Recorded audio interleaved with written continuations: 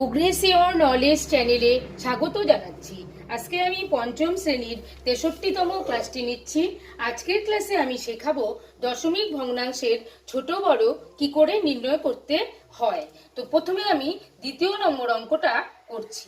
তো প্রথমে অঙ্কটাকে আমাদের তুলে নিতে হবে। এখানে একটা দশমিক ভগ্নাংশের সংখ্যা আছে, সেটাকে তুলে নেব। তারপর আমরা আবার দশমিক ভগ্নাংশের যে সংখ্যাটা আছে সেটাকে তুলে নেব।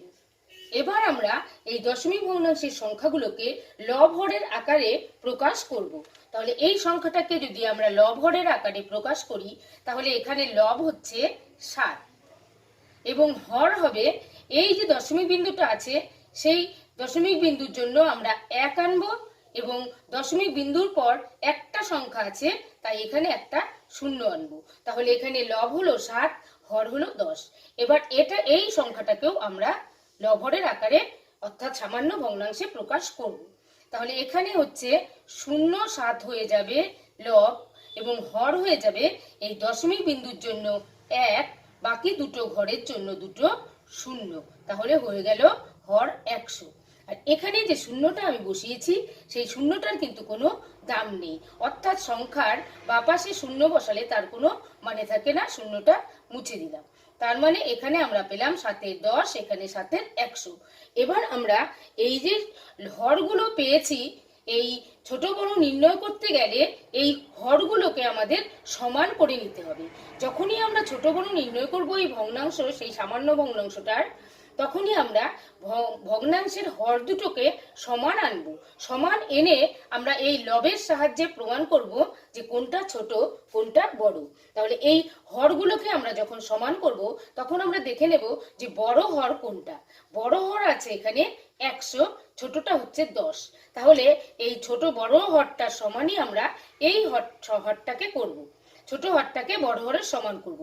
ছোট হরটাকে বড় হরের সমান করতে গেলে আমরা যদি এই 10কে আর 10 দিয়ে গুণ করে দিই, তাহলেই কিন্তু আমাদের 100 চলে আসবে। তাহলে এই ভগ্নাংশটাকে আমরা কিন্তু উপরে নিচে 10 দিয়ে গুণ করব, কারণ হরটাকে 100 আনার জন্য।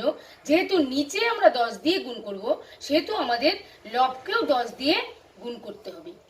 এবার আমাদের এখানে কিন্তু আমাদের আর কোনো কিছু করতে হবে না, কারণ এখানে আমাদের হর কিন্তু 100 আছে, আমরা এটাকে 100তেই নিয়ে আসছি।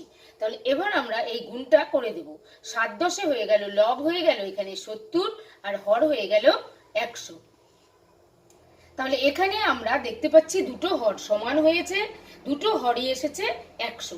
তাহলে এবার এটার মানে কি, এক সমান কোনো একটি জিনিসকে 100 ভাগ করে 70 ভাগ নেওয়া, আর এটার মানে হচ্ছে সমান কোনো একটি জিনিসকে 100 ভাগ করে 7 ভাগ নেওয়া। তাহলে আমরা বুঝতে পাচ্ছি, এই লবের সাহায্যে কিন্তু আমরা বুঝতে পাচ্ছি যে এই ভগ্নাংশটা, এই 70 কিন্তু একটা বড় সংখ্যা।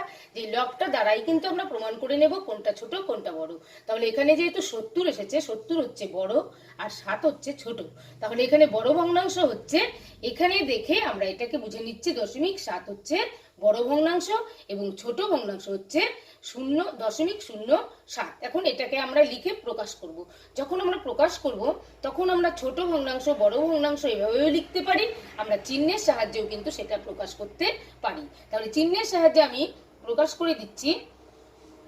এইভাবে চিহ্ন দিয়ে, এটা যেহেতু বড়, তাই এই বড় মুখটা আমরা এই চিহ্নটার মধ্যে রাখবো, এটা বড় এই সংখ্যাটাকে, আর এটা হচ্ছে ছোট, তাই এটাকে আমরা এপাশে রাখবো। এটা আমাদের উত্তর, অর্থাৎ 0.7 এটা কিন্তু বড় 0.07 থেকে।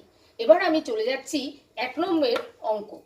1 নম্বর অঙ্কটাতে যে ভগ্নাংশ সংখ্যাগুলো আছে, সেগুলোকে আমরা প্রথমে তুলে নেব। 0.03, 0.1 2।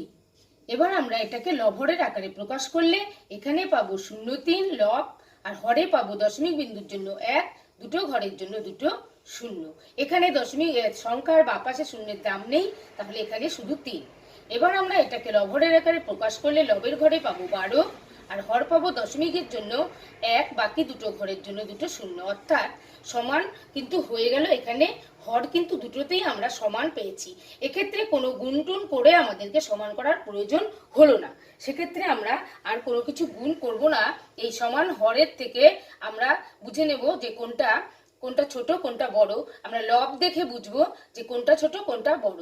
অর্থাৎ এটা আমাদের নিয়মেই আছে, যখন হর সমান থাকে তখন যে ভগ্নাংশটার লব বড় হয় সেটাই বড় হয়, যে ভগ্নাংশের লব ছোট হয় সেটা ছোট হয়। সেক্ষেত্রে 12 বড়, তার মানে হচ্ছে 0.12 এই ভগ্নাংশটা বড় এবং 0.03 এই ভগ্নাংশটা ছোট। এবং এটাকে আমরা প্রকাশ করব এভাবে 0.12 এটা বড় ভগ্নাংশ, আর হচ্ছে তার থেকে ছোট হচ্ছে 0.3। এইভাবে আমরা সহজ ভাষায় শিশুদেরকে বুঝিয়ে এই দশমিক ভগ্নাংশের ছোট বড় অঙ্কগুলো আমরা করতে শেখাবো। আজকের এই ক্লাসটি ভালো লাগলে লাইক করবেন, কমেন্ট করবেন, শেয়ার করবেন এবং আমার পরবর্তী ক্লাসটি পেতে আমার চ্যানেলটিকে সাবস্ক্রাইব করে আমার সঙ্গে থাকবেন।